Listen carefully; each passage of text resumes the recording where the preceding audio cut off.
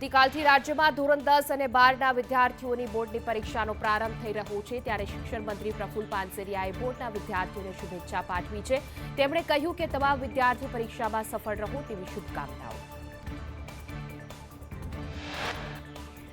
નગરપાલિકાના પ્રમુખ માટે સેન્સ લેવાશે। પ્રમુખની પસંદગીને લઈને ભાજપ દ્વારા સેન્સ લેવાશે। બોટાદમાં 41 સભ્યો, ગઢડામાં 18 સભ્યોની સેન્સ લેવાશે। મહીસાગરની લુણાવાડા, સંતરામપુર અને બાલાસિનોર નગરપાલિકાઓ માટે ભાજપ દ્વારા સેન્સ પ્રક્રિયા યોજાઈ। પ્રદેશમાંથી આવેલા 2 નિરીક્ષકોની આગેવાનીમાં સેન્સ પ્રક્રિયા કરવામાં આવી। જામખંભાળિયા શહેર ભાજપ ઉપપ્રમુખનું હાર્ટ એટેકથી મૃત્યુ થયું। 24 વર્ષીય દિવ્ય જોશીનું હાર્ટ એટેકથી મોત થયું। ઘરે છાતીમાં દુખાવો પડતા બાદ હોસ્પિટલમાં તબીબે મૃત જાહેર કર્યું। રાજકોટમાં શિવરાત્રીને લઈને આરએમસીએ માંસ મટન ન વેચવાનું જાહેરનામું બહાર પાડ્યું હતું। જાહેરનામા છતાં નોનવેજની ઓનલાઈન ડિલિવરી કરવામાં આવી। ઓનલાઈન નોનવેજ વેચાણ સામે આરએમસીએ કાર્યવાહી કરી છે। જેપ્ટો ડિલિવરીને 10,000નો દંડ ફટકારવામાં આવ્યો છે। જીપીએમસી કલમ 336 મુજબ આરએમસીની કાર્યવાહી। બનાસકાંઠાના ડીસામાં ઘી ભેળસેળ મામલે તપાસ કરાઈ। અલગ અલગ વેપારીને ત્યાંથી કુલ 11 નમૂના લેવામાં આવ્યા। 17.50 લાખનો 4,000 કિલો અખાદ્ય ઘીનો જથ્થો નાશ કરવામાં આવ્યો। ખેડા ટાઉન પોલીસ મથકના પીઆઈ એચવી સિસરા સસ્પેન્ડ। દારૂબંધીની અમલવારી કરાવવામાં નિષ્ફળ જતા પીઆઈ સસ્પેન્ડ। ફરજમાં બેદરકારી બદલ ડીઆઈજીએ પીઆઈને સસ્પેન્ડ કર્યા છે। કનેરા નજીકથી એસએમસીએ દારૂનો મોટો જથ્થો ઝડપ્યો હતો। અરવલ્લીના મોડાસામાં શુભ લાભ માર્કેટના ઉદ્ઘાટન સમયે વેપારીઓએ વિરોધ કર્યો।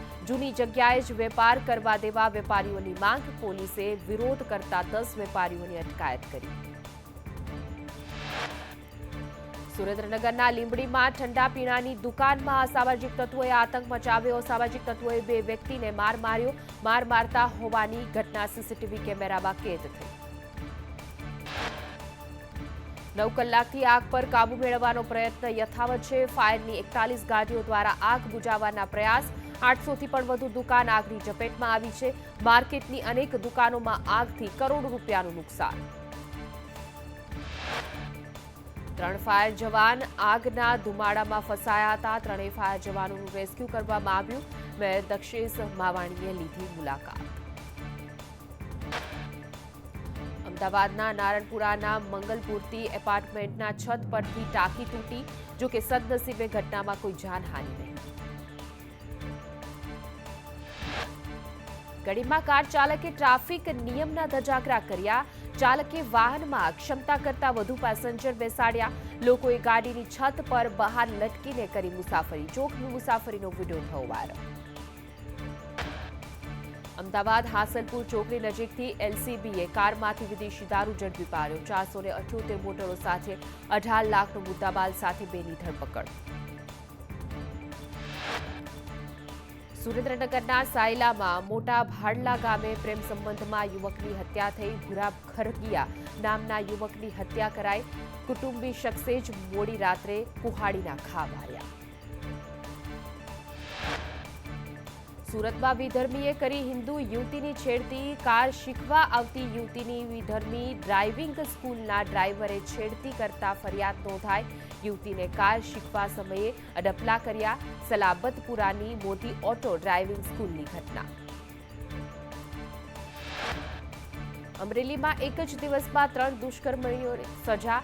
અમરેલી સ્પેશિયલ પોસ્કો કોર્ટે ચુકાદો આપ્યો છે। 3 બળાત્કારી અમર, બકુલ અને અરવિંદને અંતિમ શ્વાસ સુધીની કેદ।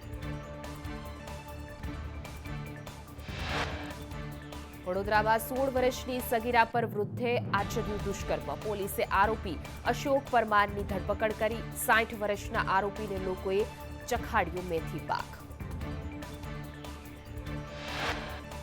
સુરતના ઓલપાડના અંજની ટેક્સટાઇલ પાર્કમાં 3 ઓફિસના તાળા તોડી તસ્કરોએ ચોરી કરી। ચોરી કરતા તસ્કરો સીસીટીવી કેમેરામાં કેદ થયા। ફેબ્રુઆરીમાં જ રાજ્યમાં ઉનાળાની શરૂઆત. કેશોદ, દમણ અને સુરતમાં સૌથી વધુ 37 ડિગ્રી તાપમાન નોંધાયું. લોકોને ફેબ્રુઆરી મહિનામાં જ એપ્રિલની ગરમીનો અહેસાસ થયો.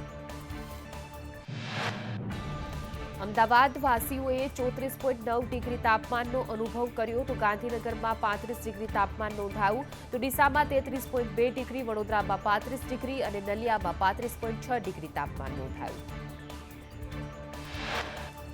હવામાન વિભાગે કચ્છમાં ગરમીનું યલો એલર્ટ જાહેર કર્યું છે. હજુ આજે અને કાલે 2 થી 3 ડિગ્રી તાપમાન વધશે. દરિયાઈ કાંઠાના વિસ્તારમાં ગરમીની વધુ અસર રહેશે. ઉત્તર પૂર્વના પવનને લીધે રહેશે ગરમીનું પ્રમાણ. સૌરાષ્ટ્ર અને દક્ષિણ ગુજરાતમાં ઉકળાટનું પ્રમાણ રહેશે. રાષ્ટ્રપતિ દ્રૌપદી મુર્મુનું વડોદરા એરપોર્ટ પર ટૂંકું રોકાણ. રાજ્યપાલ આચાર્ય દેવવ્રતે કર્યું રાષ્ટ્રપતિનું સ્વાગત. દ્રૌપદી મુર્મુએ સ્ટેચ્યુ ઓફ યુનિટીની લેશે મુલાકાત. રાષ્ટ્રપતિ 4 દિવસ ગુજરાતના પ્રવાસે. કોઇમ્બતુર, તમિલનાડુમાં કેન્દ્રીય ગૃહપ્રધાન અમિત શાહ ઈશા ફાઉન્ડેશન સ્થાપક સદગુરુએ ઈશા યોગ કેન્દ્રમાં મહાશિવરાત્રીના અવસર પર અમિત શાહે પ્રાર્થના કરી. પ્રથમ જ્યોતિર્લિંગ સોમનાથ મહાદેવ મંદિરમાં ભક્તોનો સાગર છલકાયો. મહાશિવરાત્રીને લઈ મોટી સંખ્યામાં ભક્તો ઉમટ્યા. હર હર મહાદેવના નાદથી મંદિર પરિસર ગુંજી ઉઠ્યું. પૂર્વ સીએમ વિજય રૂપાણીએ સોમનાથ મહાદેવના દર્શન કર્યા. મહાશિવરાત્રી નિમિત્તે રૂપાણીએ પૂજા કરી અને વિકસિત ભારત માટે આશીર્વાદ માંગ્યા. ગૃહ રાજ્યમંત્રી સંઘવીએ પણ સોમનાથ મહાદેવના દર્શન કર્યા. રાજ્યના નાગરિકોની સુખાકારી માટે હર્ષ સંઘવીએ પ્રાર્થના કરી. ગૃહ રાજ્યમંત્રીએ કહ્યું કે લોકો દર્શને આવી શકે તે માટે બસો દોડાવાઈ છે. સંસ્કારી નગરી વડોદરામાં નીકળી શિવજીની સવારી. નેતા સહિત હજારોની સંખ્યામાં વડોદરાવાસીઓ સવારીમાં જોડાયા. સોમનાથમાં પાર્થેશ્વર શિવલિંગનું મહાપૂજન. પાર્થેશ્વર પૂજનને લઈ શ્રદ્ધાળુઓમાં અનેરો ઉત્સાહ. 3500થી પણ વધુ ભક્તોને મહાપૂજન કરાવાયું. દ્વારકામાં મહાશિવરાત્રીના પાવન પર્વે નાગેશ્વર મહાદેવ મંદિરે ભક્તોની ભીડ જોવા મળી. દેશ વિદેશથી આવેલા શિવ ભક્તોએ મહાદેવની પૂજા કરી. જૂનાગઢમાં ભગવાન શિવને ભાંગનો અભિષેક. શ્રદ્ધાળુઓએ લીધો ભાંગનો પ્રસાદ. જય ભોલેનાથનો નાદ ભવનાથ મંદિરમાં ગુંજી ઉઠ્યો. જૂનાગઢનું ભવનાથ મહાદેવ મંદિર હર હર મહાદેવના નાદથી ગુંજી ઉઠ્યું. મંદિરમાં 51 કિલો ફૂલ અને 125 કિલો ફળફળાદીથી કરાયો શ્રૃંગાર. 7 લાખથી પણ વધુ શ્રદ્ધાળુઓએ કર્યા ભવનાથમાં દર્શન. જૂનાગઢમાં મહાશિવરાત્રીના મેળાના આજે અંતિમ દિવસ છે. રાતે નાગા સાધુઓની રવાડી અને મૃગીકુંડમાં સ્નાન બાદ મેળાની પૂર્ણાહુતિ થશે. જૂનાગઢના તળેટી વિસ્તારમાં શિવરાત્રીના મેળાને લઈને 100થી પણ વધુ અનેક ક્ષેત્ર ધમધમી રહ્યા છે. હજારો લોકો માટે ફરાળ અને જમવાની વ્યવસ્થા કરાઈ છે. ફરાળમાં વિવિધ વાનગીઓનો સમાવેશ.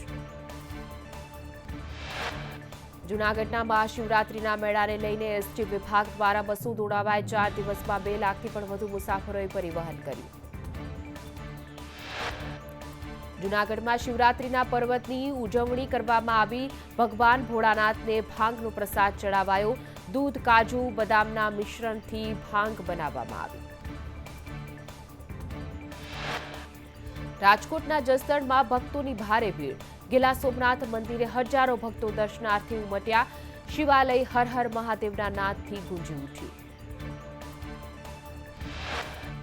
રાજ્યભરમાં મહાશિવરાત્રી પર્વની ઉત્સાહભેર ઉજવણી. અમદાવાદના વસ્ત્રાપુરમાં પારમેશ્વર મહાદેવમાં શિવ ભક્તો ઉમટ્યા. મંદિરોમાં વહેલી સવારથી દર્શન માટે લાંબી કતાર જોવા મળી હતી. જામનગરના કાશી વિશ્વનાથ મંદિરે મહાશિવરાત્રી પર્વની ભવ્ય ઉજવણી કરવામાં આવી. સવારથી મંદિરોમાં ભક્તોની ભીડ ઉમટી હતી. બનાસકાંઠાના પાતળેશ્વર મંદિરમાં મહાશિવરાત્રીની ઉજવણી કરવામાં આવી. સવારથી જ ભોલે શંકરના દર્શન માટે ભક્તોનું ઘોડાપૂર ઉમટ્યું. ગોધરામાં મહાશિવરાત્રીની ધામધૂમથી ઉજવણી કરવામાં આવી. સવારથી જ શિવાલયો હર હર મહાદેવના નાદથી ગુંજી ઉઠ્યા. સાબરકાંઠાના કંટાળેશ્વર મહાદેવના મંદિરે શિવરાત્રીને લઈ ભક્તોનું ઘોડાપૂર ઉમટ્યું.